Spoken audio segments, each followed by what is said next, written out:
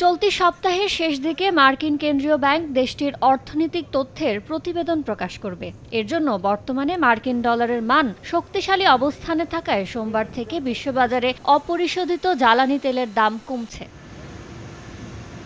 Trading ইকোনমিক্সের বাজার তথ্য ব্রেন্ট ক্রুডের দাম সোমবার 28 সেন্ট আর মঙ্গলবার লেনদেনের শুরুতে 6 সেন্ট কমে ব্যারেল প্রতি $76.24 নেমে যায়। আর ইউএস ওয়েস্ট টেক্সাস ইন্টারমিডিয়েট ক্রুডের দাম সোম ও মঙ্গলবার দুই দিনে প্রতি ব্যারেলে 40 সেন্ট কমে নামে $73.43।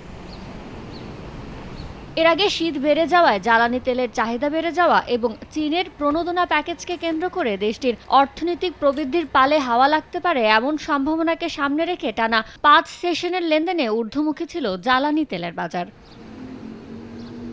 তবে ডলারের অবস্থান শক্তিশালী হয় ফের কমতে থাকে অপরিশোধিত তেলের দাম। পাশাপাশি বিনিয়োগকারীরা ফেডারেল রিজার্ভের অর্থনৈতিক প্রতিবেদন প্রকাশের দিকে তাকিয়ে আছেন। চলতি সপ্তাহের বুধবার ফেডের মিটিংয়ের এই প্রতিবেদন প্রকাশ পেতে পারে।